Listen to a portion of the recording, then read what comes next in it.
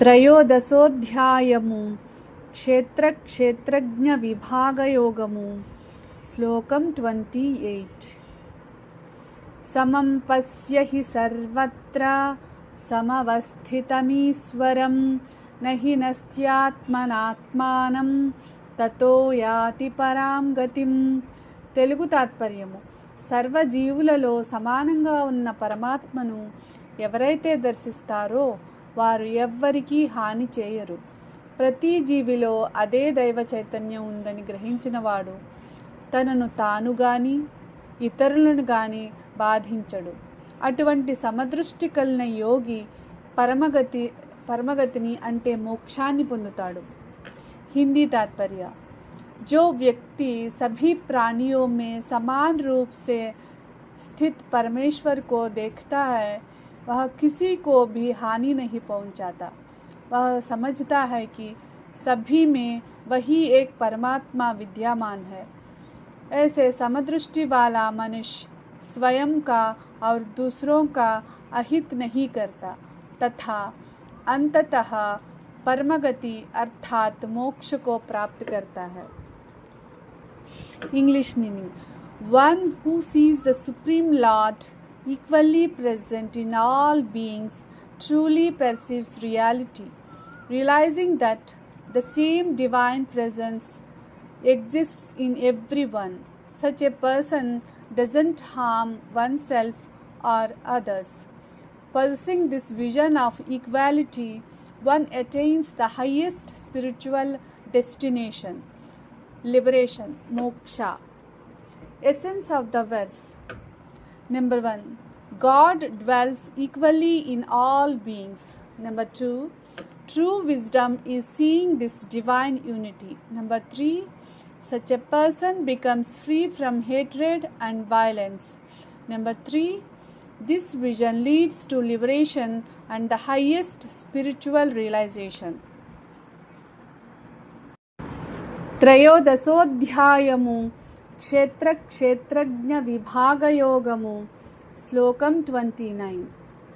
ప్రకృత్యైవ చ కర్మాణి క్రియమాణాని సర్వశః యః పశ్యతి తథాత్మా నమకర్తారం స పశ్యతి.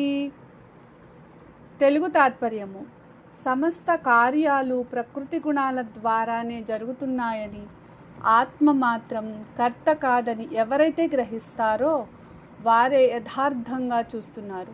శరీరం, మనస్సు, ఇంద్రియాలు ప్రకృతి ఆధీనంగా పనిచేస్తాయి. కానీ ఆత్మ సాక్షి మాత్రమే. అది ఏ కర్మకు బంధించబడదు. ఈ సత్యాన్ని తెలిసినవాడు నిజమైన జ్ఞాని. हिंदी तात्पर्य: जो व्यक्ति यह देखता है कि सभी कर्म प्रकृति के गुणों द्वारा ही किए जाते हैं और आत्मा वास्तव में अकर्ता है, वही सही दृष्टि रखता है. शरीर, मन और इंद्रियां प्रकृति के अनुसार कार्य करते हैं जबकि आत्मा केवल साक्षी है. इस सत्य को जानने वाला ही वास्तविक ज्ञानी है. English meaning: one who understands that all actions are performed by material nature, means Prakriti, and that the self, Atman, is not the doer truly sees.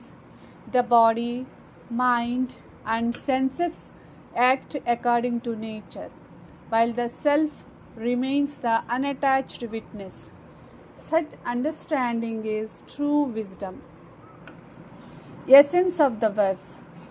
Number 1, all actions are carried out by Prakriti, means material nature. Number 2, the Atman is not the doer, it is the witness. Number 3, ignorance creates the sense of I am the doer. Number 4, realizing the self as actionless leads to spiritual wisdom and freedom. త్రయోదశోऽధ్యాయము క్షేత్రజ్ఞ విభాగయోగము. శ్లోకం 30. యదా భూతపృథగ్భావమేకస్థమనుపశ్యతి తత ఏవ చ విస్తారం బ్రహ్మ సంపద్యతే తదా. తెలుగు తాత్పర్యము. ఎప్పుడైతే సాధకుడు అన్ని భూతాలు జీవులు ఒకే పరమాత్మలో స్థితమై ఉన్నాయని, అలాగే వాటి విస్తరణ కూడా ఆ పరమాత్మ నుంచే జరిగిందని గ్రహిస్తాడో అప్పుడు అతడు పరబ్రహ్మ స్వరూపాన్ని పొందుతాడు. భిన్నత్వంలో ఏకత్వాన్ని దర్శించడం ఈ శ్లోకంలోని ప్రధాన బోధ. हिंदी तात्पर्य. जब साधक यह देखता है कि सभी प्राणी एक ही परमात्मा में स्थित है और उन्हीं से उनका विस्तार हुआ है, तब वह ब्रह्म को प्राप्त हो जाता है. अनेकता में एकता का दर्शन ही इस श्लोक का मुख्य संदेश है. English meaning.